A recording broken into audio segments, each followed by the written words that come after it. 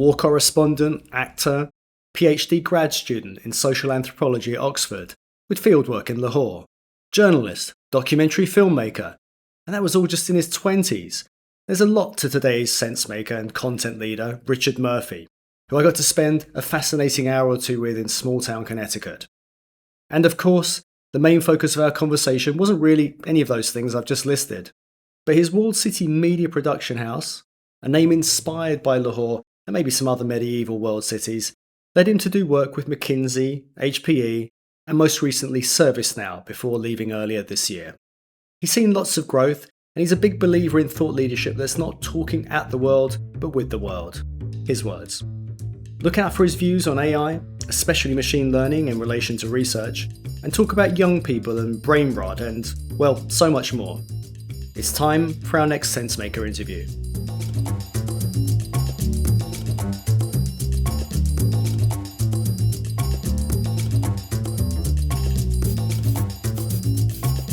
And now, as part of Collective Content Sensemaker Sessions podcast, today's content leader is Richard Murphy. With thanks to our sponsor, Highbeam Global, a full-service market research firm, today's episode was filmed October 2025 at Space 67 Studio, Connecticut.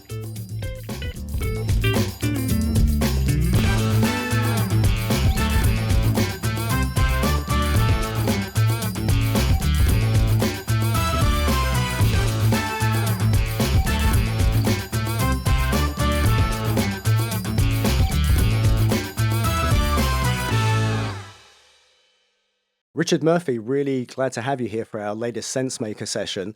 Welcome to our episode. Thanks, Tony. Good to be here. Great. I think the broad brush, if we think about your career and how you got to this point, is some people would say, like business journalism into the corporate world of content and research. But there's a lot more to it than that. So if it's okay with you, I'd like to go back to a really interesting time. Take your mind back to college. And I guess your PhD took you to Pakistan. Tell us, is that right? The road was even windier than that. Okay, tell us, please. I graduated from college in the late 1980s and decided I wanted to be a war correspondent. One of the biggest conflicts in the world at that time was the war in Afghanistan, Right. which has continued in different forms to Right. this day. Yeah. In those days, it was the last few months of the Soviet occupation of Afghanistan, and I think it was already clear to a lot of people, a lot of journalists, that Afghanistan was sort of the beginning of the end for the Soviet Union. Yeah. And it was a place where a young, dare I say, totally inexperienced freelance reporter could actually, get his byline Yeah. into big publications just because everybody wanted a story, and as well, newsrooms had been cutting staff already in the 1980s. It was even going on back then, right? Okay. It started back then. So there are a lot of young, hungry freelance reporters in Peshawar, which is the Pakistani Okay. city on the Yeah. Afghan border, and I, traveled back and forth into Afghanistan, and I experienced a certain amount of combat, and I wrote articles for publications like the London Times. I taught English to Afghan refugees to pay the rent, and then I went off to grad school, wanting to know more about the region where I'd been. So this is before the PhD and grad school, and yeah. So February 1989, the last Soviet soldier walks across the bridge into Uzbekistan. Right. And the next day, basically, every foreign journalist, not everyone, but most of them just, cleared out because Afghanistan was not a story anymore. As a result, everybody missed the rise of the Taliban a couple of years later. Right. Wow. But everyone went off to places like Berlin because that was the next big story. I didn't want to do that. What I really wanted to do was stay in Central Asia and learn a lot more about the culture and the politics. Okay. And the people of that region, Central and South Asia. Yeah. So that's how I wound up at Oxford, doing a PhD in anthropology and doing field work in Lahore, Pakistan. Wow. Okay. But I was going to say, so initially you're maybe being modest, but you had a nose for a big story, clearly. And I imagine that stayed with you always. But you weren't that hardcore set of war correspondent that went around the world. Yeah, I wasn't just going from story to story. Yeah. I tended to go deep on particular stories, Okay. and that's I think that's been pretty consistent in my career. I'm not I've been chasing the AI and business transformation story Okay. now for Okay. years. Right. You Right. know, Okay. And which we will definitely get to. And then inspired by that time, I guess particularly in Lahore, you set up Walled City Media. So tell us about that. What was it? What did you do? yeah. So during field work, I lived in the so-called walled city or old city of Lahore, which is the old medieval town. And so uh, I lived there. I wrote for local newspapers. Mm. Did a f- um, I did a fair amount of acting. Interestingly, I just had lots. Okay. Typically playing the bullying British colonial officer. Yeah, I've heard there were a few of those. Yeah. Yeah. So all that was Yeah. kind of Yeah. gathering experience So you- that went into a yeah. thesis. Finished that. Decided not to become a college professor. Moved to New York. Um, did a bunch, did a bunch of things in journalism, including documentary film production. Walled City Media. I first started as a as an independent documentary Like a kind of production company. right production company. Yeah. So you had a bunch of business journalism experience at this point. Some, Some, yeah, okay. yeah. But I set up Walled City Media to produce a VH1 documentary about a Ah. Pakistani rock band called Junoon. Okay, I wasn't expecting that turn. Yeah, Right. Okay, yeah, so yeah. I mean, that's a whole other story. But I followed them around the world. They became the first Pakistani. They became the first South Asian band to play the floor of the UN General Assembly. okay. After 9/11, they were on Oh a kind my, of a wow. they're on a peace crusade. Right. And so, that turned into a documentary called Islamabad Rock City Right. that came out that, obviously came out of the whole Pakistan experience. Yeah. So from the walled city of Lahore to your venture, Walled City Media, you're doing business journalism and other projects as well. But so tell us, how did that affect your career? Where did that take you? Well, I would say for the first, I don't know, 15 years or so of my career, I identified as a journalist and a social scientist. I was doing, I was doing stories, I was working on magazines, I was, writing a dissertation. Walled City Media, when I started contracting out as a consultant, advising publications and businesses, especially consulting firms, on their content strategy. That was when things started to shift, and I started to think of myself more as Mm, somebody who I could take editorial expertise and use it to help grow a business. yeah. So, McKinsey very kindly gave me the chance to work with their social sector practice, Yeah. the consultants who look after big multilateral organizations like the World Bank and the UN. Yep. They needed somebody to run a publication called Voices on Society, Right. which is intended to sort of, raise the profile of that practice. Yep. And so I did that for a year and a half and grew the publication significantly. That one of the sort of operating principles that I carried through was that thought leadership, and obviously thought leadership was what McKinsey was trying to develop through this publication. Shouldn't just be the company talking at the world; it should be the company talking with the world. Yep. Um, so for McKinsey, they're obviously known as management experts. They weren't at the time especially well known for their work in the social sector. So Voices on Society was an effort to raise the profile of that team, and the way we did it was by uh, enlisting McKinsey experts who had smart things to say about international development Yeah. first, but also bringing in a bunch of outside luminaries, people like Tony Blair and the former head of the UN, and Okay. heads of companies, all sorts of people had interesting views on development, and then putting them in dialogue with McKinsey, and so that gave McKinsey the convening authority Okay. of sort of its we are putting this conversation together. Right. Yeah. Yeah.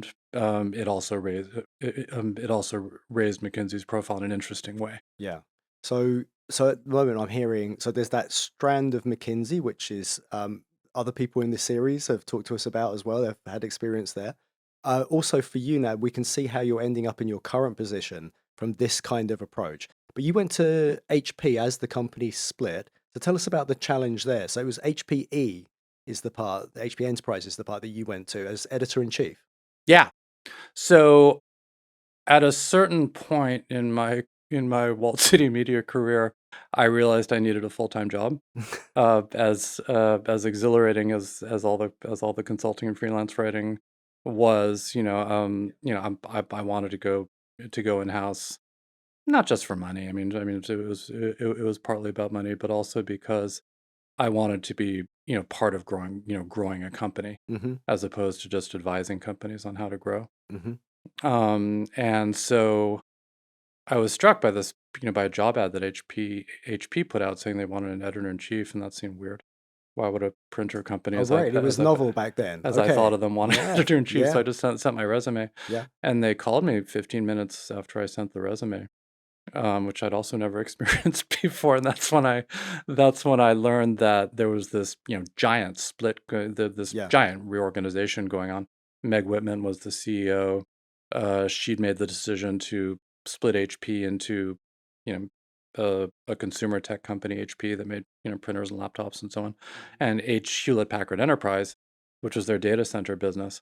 Yeah. And so, that HP, that data center business by itself was about a $50 billion Yeah. annual run rate business, so significant.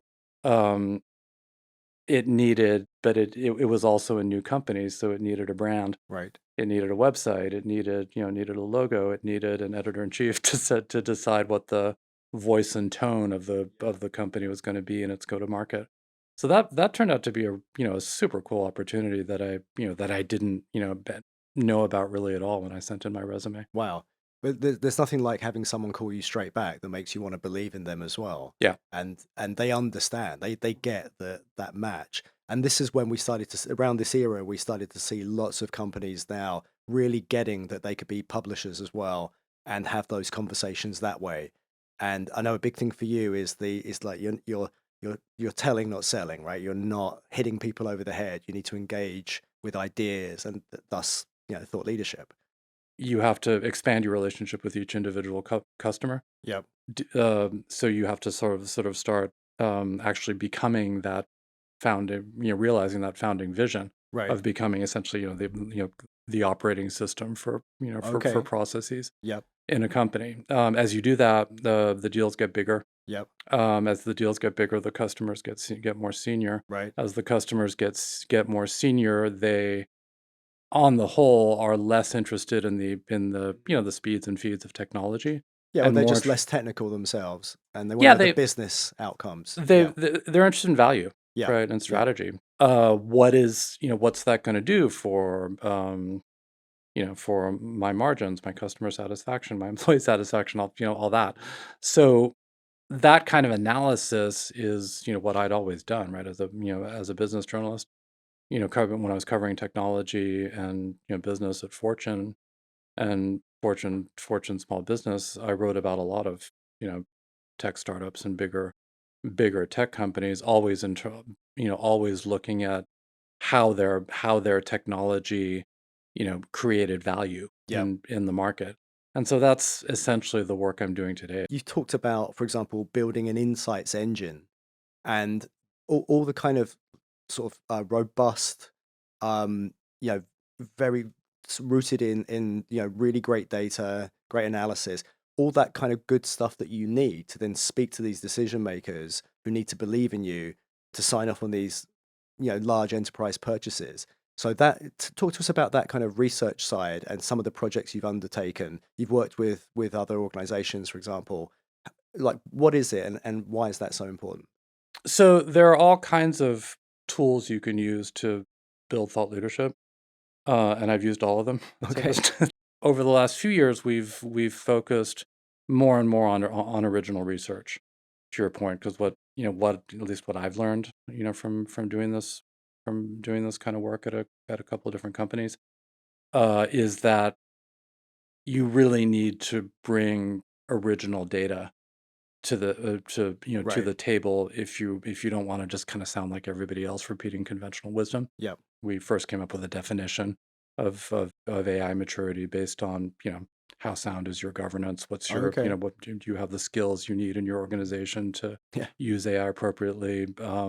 Are you using AI to break down silos across the organization? How's that working out for you? Yep. Other factors as well. Put them all together into a score out of 100, and Right. that's your AI maturity score. The big headline of this year's study was that enterprise AI maturity in the world, as we define it, is down 22%. It's Um, down year on year. It's yeah, yeah, down. yeah, yeah, year on year. Oh wow. And our hypothesis, for why that is, which is that the pay, the pace of AI innovation is much faster than the ability of Ah. organizations to Yeah. deploy AI, safely and effectively and at scale. Right. Every job is going to change under the influence of AI. Some more than others, Yep. but no job will be left unaffected.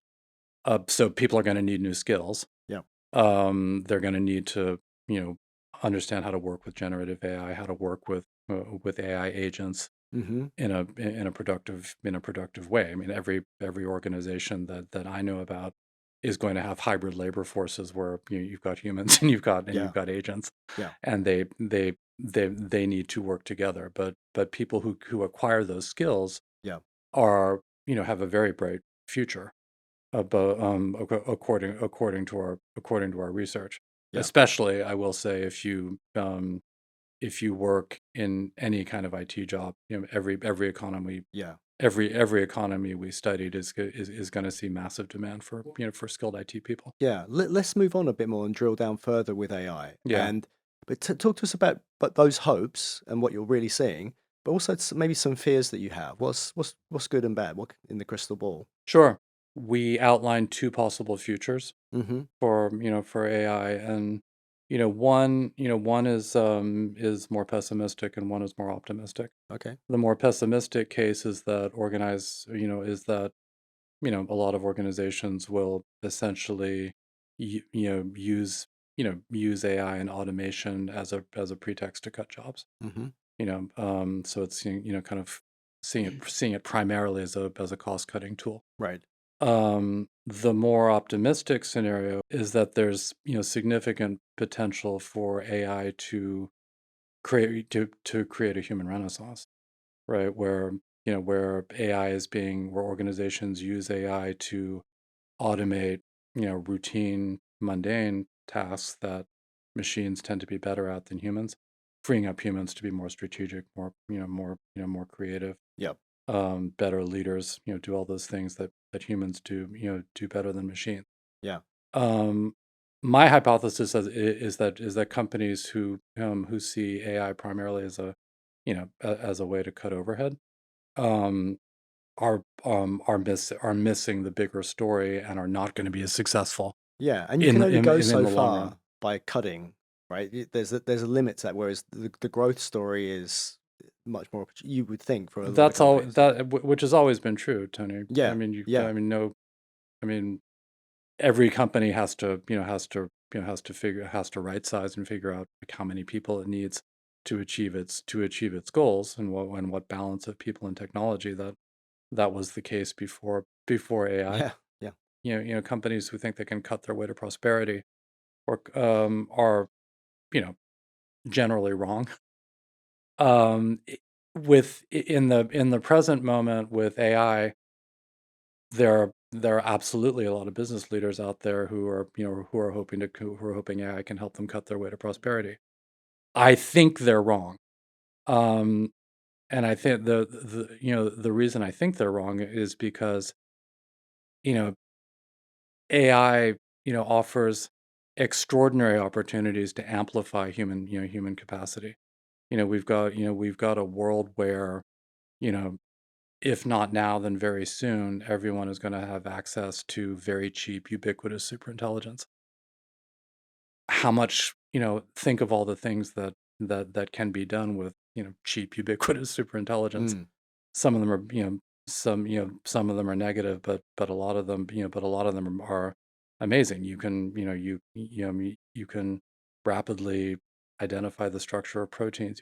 You can create new jobs. You can Mm. do, anybody in any organization, I can ideate Yeah. much faster with an with an AI partner. Yeah.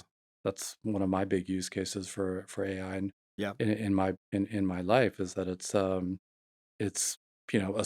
smart person like you sitting next to me, who I can bounce ideas off Yeah. and Yeah. refine proposals Well, and also, test logic, how do you etc. think we find out some of these things about you in the 1980s if it's if it's not employing this? Right? It's It we're wasn't having traditional shoe leather reporting, you're saying? well, maybe a little bit of that as well. You know, we Yeah, we know some people in common, shall we yeah, say? So yeah, we picked up the phone as well. But we're talking about, so in this conversation, yeah, we most of our clients are in tech or very tech centric, yeah. and yeah, as you say, you're using it, you're sparring with it. It's ideation, it's being creative. hmm Where else do you see this going? What what's the best case for you in terms of creating the best content from your kind of seat you're in now? Yeah, I mean, there's two aspects to it. One is just sort of boosting everybody's productivity. Yeah. I mean, that's not unique to thought leadership or branding teams. Um, the other part of it, equally important for me, is using AI to rapidly gather, insights at scale. It's a new way to do research. Yeah. So that workforce skills forecast I mentioned is one example. Um, in my current role, I'm focusing on, new ways to do research that extend Okay. us beyond all, those big annual studies and Can you give us the brand journalism. any Yeah, info on that? it's yeah, I mean, this is coming kind of soon in the future, but it's using AI to crawl lots of public data sets. Uh, you know, you can turn AI loose on, corporate earnings calls. Mm-hmm. Filings Public, and public yeah, company yeah, filings to get yeah. signals about how companies are thinking about, how they're going to use AI. That comes up in every earnings call. Right. For example, you can use chatbots running on large language models to, to do qualitative research at, Hmm. at that scale. And that's something we've just started to scratch the surface on. Using uh, hosting discussions Mm-hmm. on on digital platforms, and then using AI to do semantic analysis, where Okay. you're very rapidly figuring out, like, what are the common threads across thousands of conversations. Yeah. We just started doing that. A recent study on how young people view AI Mm-hmm. across the world. The headline from that study, which fascinates me, is that amid all the concern and conversation and chatter around how, AI is going to change jobs and Mm. possibly eliminate jobs, the people we talked to in the study, and there were thousands of them, were generally far less concerned about AI taking their jobs, far more concerned about AI eating their brains. Right. Right. Yeah, yeah. The concern that came up, in conversation after conversation was, I'm constantly talking to Chat GPT, and I feel like I'm outsourcing Huh. my intelligence and my creativity to this machine, Yeah. and, brain rot is what I'm really worried about, not my employability. Wow. Okay. Well, that's a whole other subject which I'd love to talk to you about again. I want to bring us into our last kind of area for today, which is about ROI and Yeah. proving that all everything you do is worth it and people see that return. I'm not sure we or anybody else has, absolutely cracked the code Hmm. on how to measure ROI from building thought leadership. But there are a lot of interesting signals that we have, that we have gathered, and they relate both to brand and demand, right? So we can, we expend a lot of effort, orchestrating the thought leadership work that our team does with the product marketing work that the rest of the marketing organization does. We're not, we don't directly sell what's on the truck Right. Yeah. at the thought leadership level. Yeah. And It comes that to joined upness, if I can say that, is a real key theme, I think, in this series of interviews, is yeah, working with those other important departments and your peers, and making sure that you've got this kind of, and not necessarily all the same people all the time, right? It's what works with the company to get out and therefore get that return and yeah. yeah. At the end of the day, marketing organizations are in the business of generating leads for sales.